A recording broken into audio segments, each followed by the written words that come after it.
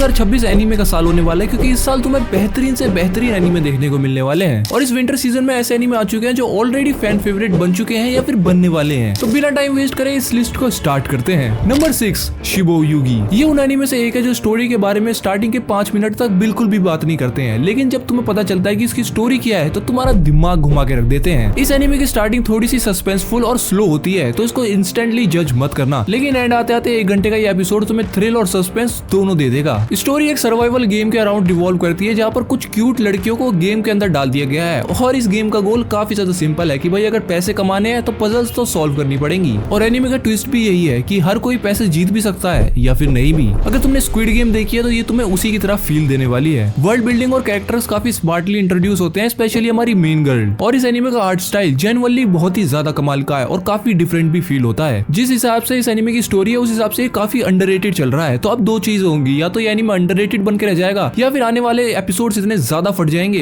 कि ये ओवररेटेड से भी ज्यादा फटेगा। क्या कह रहे हो, तुम्हें रोमकॉम पसंद है? तो नंबर 5 पर है you and me are polar opposite. और ये एनीमे तुम्हारे लिए हो सकता है, क्योंकि इस एनीमे की स्टोरी बहुत ही ज्यादा कमाल की है और तुम्हारे दिल को तो छू के जाएगी। इस एनीमे के अंदर हम 2 कैरेक्टर से मिलते हैं, मियू सुजुकी और युसाके तानी। दोनों की डेली कन्वर्सेशन बहुत ही ज्यादा ऑकवर्ड और शॉर्ट होती है। और इस एनीमे को तुम कुछ इस तरह से समझ सकते हो कि ये 2 दोस्तों की कहानी है जहाँ पर उनकी डेली कन्वर्सेशन काफी ज्यादा ऑकवर्ड और शॉर्ट होती है। सुजुकी काफी रैंडमली बातें करती है और तानी उसका 1 वर्ड में ही जवाब दे देता है। और इन इस शॉर्ट कन्वर्सेशन के बीच में धीरे धीरे करके फीलिंग्स डेवलप होना स्टार्ट होती हैं और सुजुकी को तानी धीरे धीरे करके पसंद आने लगता है, क्योंकि तानी फेक नहीं है, हर किसी को इक्वली रिस्पेक्ट करता है। और एक छोटी सी मिसअंडरस्टैंडिंग की वजह से दोनों के कन्फेशन हो जाता है और उसके बाद कहानी अलग ही मोड़ पे चली जाती है। अगर तुम्हें फील गुड एनीमे या फिर रोमकॉम एनीमे देखना पसंद है तो ये विंटर एनीमे तुम्हारे लिए ही बना है, तो इसको तो मिस मत करना यार। क्या कह रहे हो, कुछ दिमाग घुमा देने वाला बताऊं? तो नंबर 4 पर आता है द डार्विन इंसिडेंट। ये एनीमे कहीं कहीं पर काफी ज्यादा अनकंफर्टेबल फील करवा देता है और यही इस एनीमे की स्ट्रेंथ भी है। ये स्टोरी है चार्ली की, जो कि आधा ह्यूमन और आधा चिंपैंजी है, बेसिकली ह्यूमैनजी। और दुनिया के सारे मोरल्स, पॉलिटिकल और सोशल डिबेट उसके ऊपर डाल दिए जाते हैं। चार्ली सिर्फ नॉर्मल जिंदगी जीना चाहता है, लेकिन पूरी दुनिया उसे सिंबल बना देती है। ये एनीमे काफी मैच्योर टोन के साथ आता है और धीरे धीरे करके तुम्हें एंगेज करता जाता है। हर एपिसोड के साथ तुम थ्रिल होते रहोगे और सस्पेंस वही बरकरार रहेगा। और शायद मैं तुम्हें बताना भूल गया हूँ कि इस एनीमे की मांगा ने काफी सारे अवार्ड्स जीते हैं, तो इसकी स्टोरी तो काफी ज्यादा बेहतरीन होने ही वाली है। अगर स्मार्ट और थॉट प्रोवोकिंग एनीमे देखना चाहते हो तो इस एनीमे को बिल्कुल भी मिस मत करना। नंबर 3, और क्या मतलब अब तुम्हारा मन डीमन स्लेयर जैसा कुछ देखने का कर रहा है? वेल, अगर कर रहा है तो ये एनीमे जरूर देख लेना, क्योंकि इसकी विजुअल क्वालिटी उससे भी शायद बढ़िया है। क्योंकि विजुअल्स के मामले में ये एनीमे बजट नाम की तो कोई चीज फॉलो ही नहीं करता है। हाँ, मैं बात कर रहा हूँ फेट सीरीज की, और हाल ही में फेट सीरीज दोबारा से पीक करने के लिए आ चुकी है।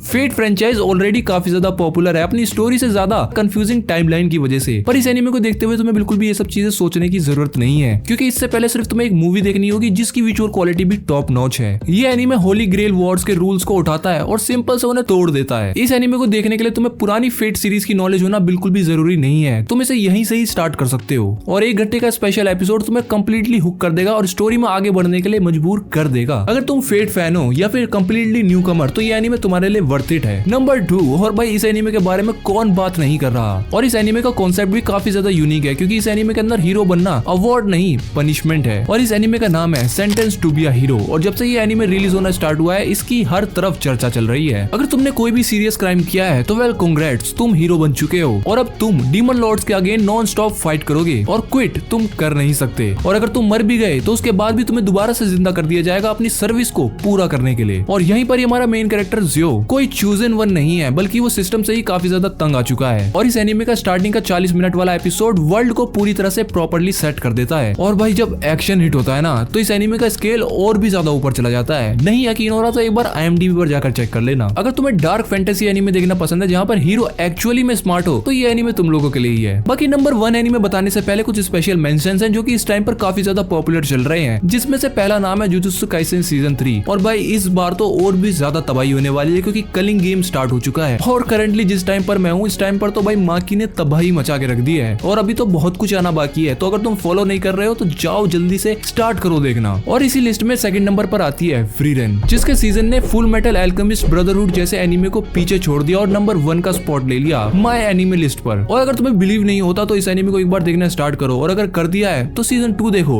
और अब बात करते हैं नंबर 1 एनीमे की, जिसका नाम है Jojo's bizarre adventure steel ball arc. ये जोजोस बिजार एडवेंचर का एक रिबूट मान सकते हो। ये कहानी इंटरनेट यूनिवर्स में सेट है, जहाँ पर ये कहानी फॉलो करती है जॉनी जॉयस्टर और गायरो जेफली को, जो अमेरिका के सबसे बड़े हॉर्स रेस में पार्टिसिपेट करते हैं। हाँ, टेक्निकली हॉर्स रेस ही है, पर जोजो में कुछ भी नॉर्मल नहीं होता। और सबसे इंपॉर्टेंट बात, ये कम्प्लीटली जोजो का रिबूट है, तो तुम्हें जोजो के पुराने एपिसोड देखने की जरूरत ही नहीं है। कम्प्लीटली यहाँ से फ्रेश स्टार्ट कर सकते हो। राइटिंग काफी ज्यादा शार्प है और कैरेक्टर्स काफी ज्यादा डीपली रिटन है। और ये सब देखने के बाद भी अगर तुम्हें इस एनिमे को देखने का मन नहीं करा, तो वेल तुम्हें बता दूं, स्टील बॉल रन को जोजो का one of the best part माना जाता है। तो अगर तुमने अभी भी देखना स्टार्ट नहीं करा तो भाई पीक मिस कर दोगे।